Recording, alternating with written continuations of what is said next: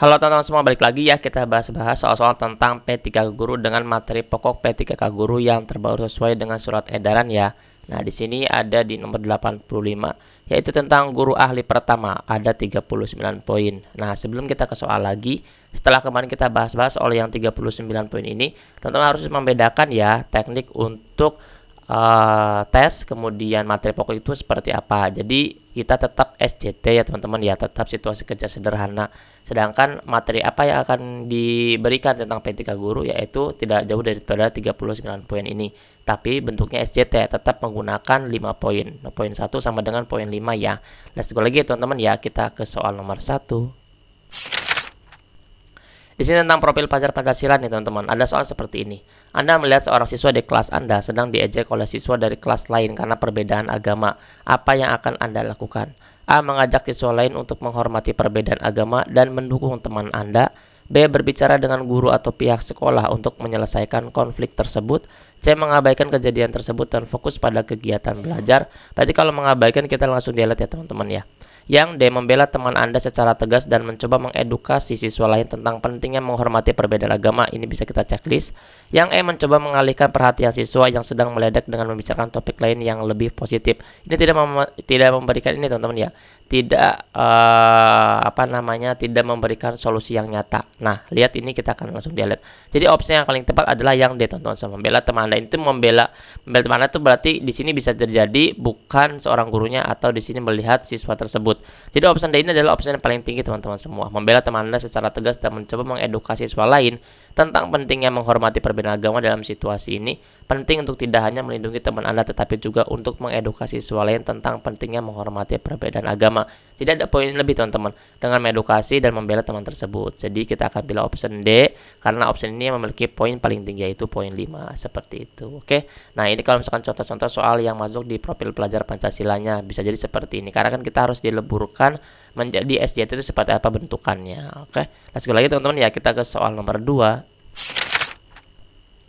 Di soal nomor 2 ini masih tetap profil pelajar Pancasila teman-teman. Ketika Anda menugaskan siswa bekerja sama dalam proyek kegiatan sosial di luar sekolah, salah satu dari anggota kelompok Anda tidak serius dan tidak bertanggung jawab. Bagaimana Anda menangani situasi ini? Apakah A. Membicarakan masalah tersebut secara terbuka dengan anggota kelompok untuk mencari solusi bersama?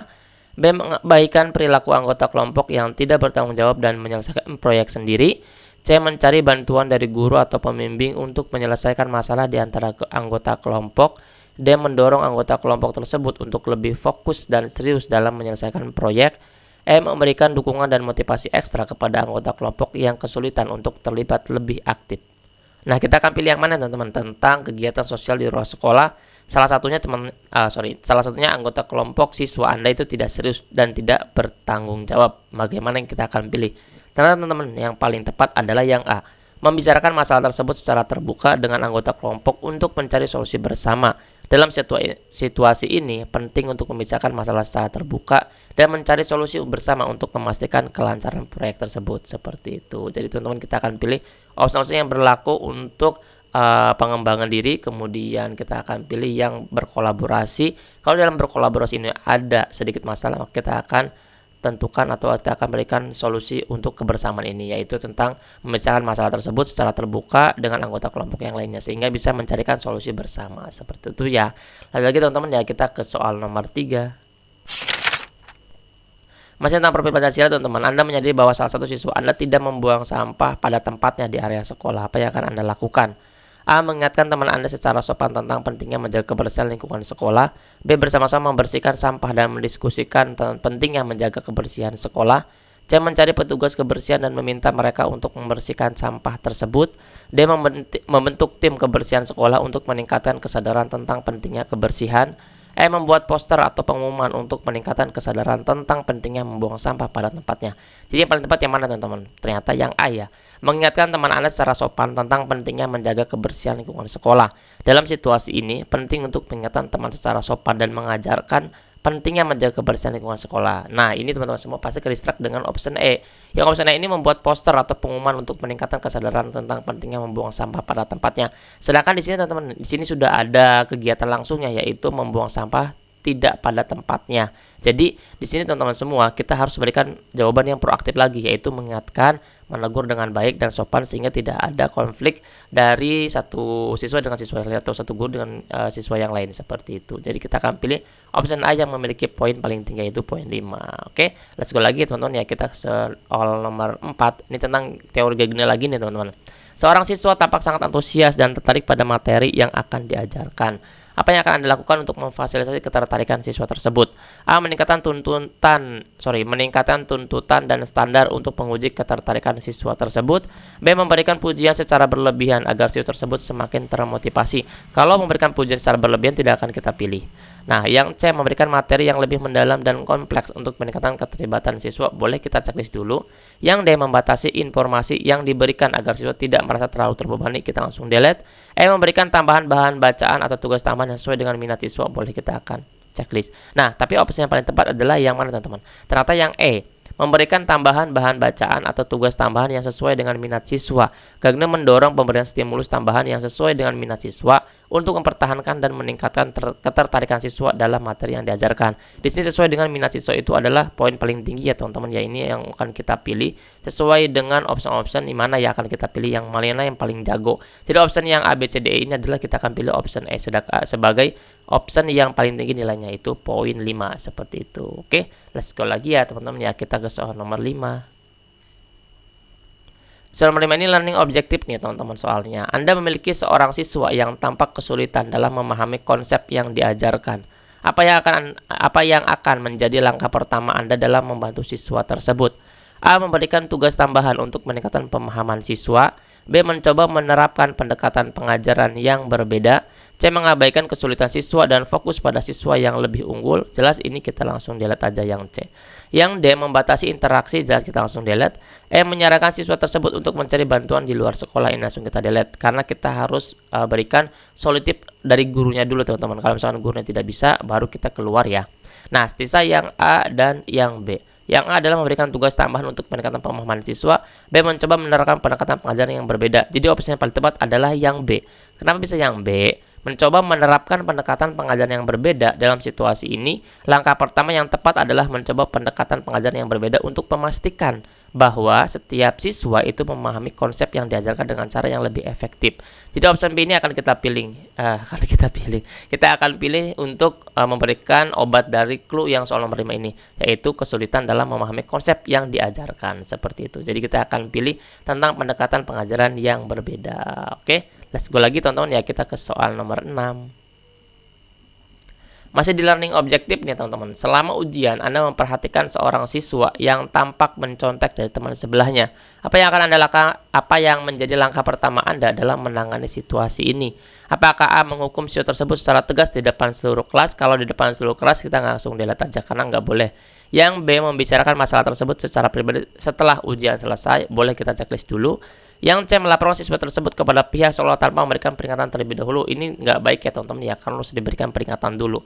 Yang D. Mengabaikan perilaku tersebut dan melakukan pengawasan ujian. Langsung kita delete.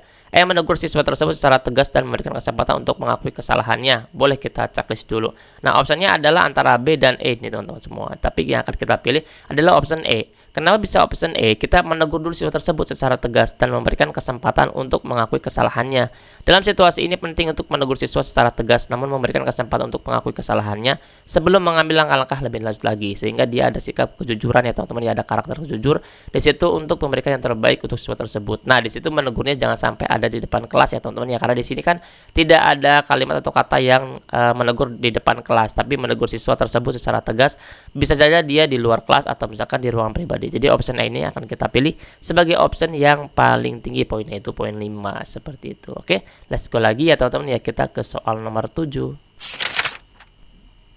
Di soal nomor 7 ini tentang learning objektif lagi nih teman-teman. Anda menyadari bahwa beberapa siswa cenderung mengalami kesulitan dalam menyelesaikan tugas rumah. Apa yang akan Anda lakukan untuk membantu siswa-siswa tersebut? Apakah menambahkan lebih banyak tugas untuk meningkatkan performa siswa? B. Memberikan tutor tambahan kepada siswa-siswa yang kesulitan. C. Melakukan diskusi kelompok untuk memecahkan masalah bersama. D. Mengurangi jumlah tugas agar siswa tidak merasa terbebani.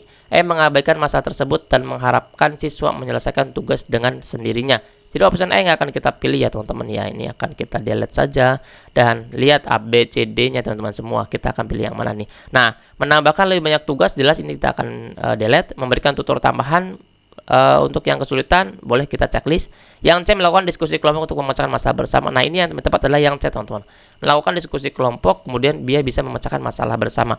Kenapa bisa seperti itu? Karena melakukan diskusi kelompok untuk memecahkan masalah bersama dalam situasi ini penting untuk mendorong kolaborasi nih teman-teman. Dan diskusi kelompok untuk membantu siswa memecahkan masalah tugas rumah yang sulit. Jadi opsi ini akan kita pilih sebagai opsi yang paling tinggi teman-teman nilainya, yaitu poin 5. Kalau misalkan mengurangi jumlah tugas agar siswa tidak merasa terbebani, itu bukan penyelesaian masalah yang baik teman-teman ya, pada kecenderungan mengalami kesulitan dalam menyelesaikan tugas di rumah seperti itu. Jadi melakukan diskusi kelompok atau memecahkan masalah bersama itu adalah diskusi yang akan kita pilih sebagai win-win solution daripada masalah yang ada di soal nomor 7 ini seperti itu. Oke, lanjut lagi teman-teman ya, kita ke soal nomor 8. Anda memiliki seorang siswa dan kebutuhan khusus di kelas Anda. Bagaimana Anda akan memastikan bahwa siswa tersebut mendapatkan dukungan yang sesuai dengan kebutuhannya? Ini tentang individual education program teman-teman semua. Ini tentang inklusif ya. Nah, yang A, menyamakan pendekatan pengajaran untuk semua siswa tanpa perhatian kebutuhan khusus. Yang B, mengabaikan kebutuhan khusus siswa dan fokus pada siswa yang lain. C, berdiskusi dengan tim sekolah dan orang tua untuk mengembangkan IEP yang sesuai. D, menetapkan standar yang sama untuk semua siswa tanpa pengecualian. E, menyarankan orang tua untuk mencari sekolah khusus untuk siswa tersebut. Ini yang berkebutuhan khusus, jadi kita langsung delete aja. Nah, yang paling tepat adalah yang mana teman-teman semua? Menyamakan pendekatan, jelas enggak ya teman-teman? Ya, pasti ada yang tidak teman-teman semua, oke? Kalau menyamakan pendekatan pengajaran untuk semua siswa tanpa memperhatikan, jelas ini akan kita pilih. Yang B, mengabaikan, jelas ini kita akan delete. Berdiskusi dengan tim boleh, dan menentukan standar yang sama boleh tanpa pengecualian. Jadi opsi yang paling tepat adalah yang C teman-teman semua. Berdiskusi dengan tim sekolah dan orang tua untuk mengembangkan IEP yang sesuai dengan sesuatu yang kita butuhkan. Dalam situasi ini penting untuk bekerja sama dengan tim sekolah teman-teman dan orang tua siswa untuk mengembangkan tersebut yang sesuai dan mendukung kebutuhan khusus siswa. Jadi opsi yang paling tepat adalah yang C, tentang berdiskusi dengan tim dulu sehingga bisa mencarikan solusi yang terbaik tentang individual education program ini sehingga menjadikan pembelajaran yang terbaik dan sesuai dengan kebutuhan siswanya seperti itu. Oke, let's go lagi ya teman-teman ya, kita ke soal nomor 9.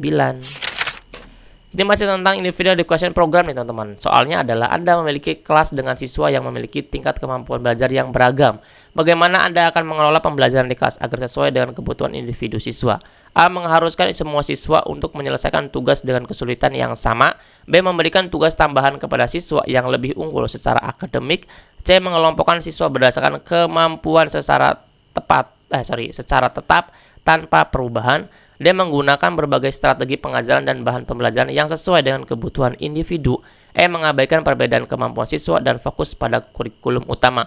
Jadi paling tepat, paling menonjol banget teman-teman opsinya adalah yang D, menggunakan berbagai strategi. Ini udah paling menonjol banget. Berbagai strategi untuk apa? Sehingga pembelajaran itu sesuai dengan kebutuhan individunya tersebut.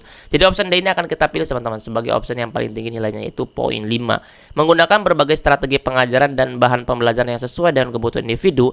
Dalam situasi ini penting untuk menggunakan strategi pengajaran yang berbeda-beda untuk memastikan bahwa kebutuhan belajar setiap siswa itu bisa terpenuhi dengan baik. Jadi opsi D ini akan kita pilih sebagai opsi yang paling tepat untuk soal nomor 9 ya teman-teman ya. Nah teman-teman semua, untuk yang belum daftar webinar teman-teman, kita akan webinar di tanggal 7, insya Allah akan kupas tentang soal-soal SJT yang terbaru dengan materi pokok yang terbaru sesuai dengan edaran dari Kemenpan RB. Jadi teman-teman silakan daftar webinar dan di situ semuanya didedikasikan atau untuk disedekahkan ya teman-teman ya. Untuk teman-teman semua silakan untuk WA aja teman-teman, di minter aja di 087723317506 untuk daftar webinarnya bersama-sama. Nanti ada tryoutnya dan ada e-booknya, ada contoh soalnya seperti itu. Oke, let's go lagi teman-teman ya, kita ke soal nomor 10. Soal 10 ini tentang teori komunikasi nih. Anda memiliki seorang siswa yang cenderung tertutup dan tidak aktif dalam kelas. Bagaimana Anda akan mendekati siswa tersebut untuk meningkatkan partisipasinya? A, mendorong siswa tersebut secara positif untuk berbagi pendapat atau ide di kelas. B, mengabaikan perilaku siswa tersebut dan fokus pada siswa yang lebih responsif. Ini akan kita pilih. Yang C, mendekati siswa tersebut dengan sikap terbuka dan empati dan mendorong untuk berbicara lebih banyak. Good, ini kita akan checklist dulu. Yang D, menciptakan kesempatan khusus untuk siswa tersebut berbicara di depan kelas. Menciptakan kesempatan khusus boleh kita checklist. Yang E, menyediakan waktu tambahan di luar kelas untuk membantu siswa tersebut memahami materi yang akan kita pilih. Jadi yang akan kita pilih itu adalah yang C dan D. Jadi opsi yang paling tepat, yang paling tinggi poin 5-nya adalah yang C, teman-teman semua. Kenapa? Karena kita mendekati siswa dulu dengan sikap terbuka dan empati dan mendorongnya untuk berbicara lebih banyak lagi. Dalam situasi ini penting untuk mendekati siswa secara empatik nih teman-teman, dan memberikan dorongan yang positif agar siswa merasa nyaman untuk berpartisipasi aktif dalam kelas. Dengan cara seperti ini teman-teman akan meningkatkan komunikasi antara guru dan siswa, siswa dengan siswa, seperti itu. Jadi opsi-opsi ini akan kita pilih sesuai dengan win-win solution yang ada di konflik soal tersebut ya teman-teman ya. Kita akan pilih jagoannya. Jagoan itu adalah poin 5 yang akan mengantarkan kita menjadi yang lulus jadi ASNP 3K. Amin amin robbal alamin teman-teman. Jangan lupa ya untuk daftar webinar ya, kita akan kupas tuntas dengan Zoom-nya. Kita akan berikan juga tryout-nya teman-teman, dan 100% kita akan sedekahkan biaya registrasinya. Oke, terima kasih teman-teman semua. Semoga 10 soal ini bisa memberikan manfaat untuk teman-teman semua, sehingga teman-teman semua yang menonton, yang like, dan yang membagikan video ini bisa jadi lulus di ASNP 3K. Amin amin robbal alamin. Jangan lupa ya teman-teman, jadi subscribe, like, dan bagikan ke teman-teman yang lainnya. Semoga menjadi amal jariah untuk kita semua. Nanti kita akan update lagi di soal-soal berikutnya ya teman-teman ya. Dadah.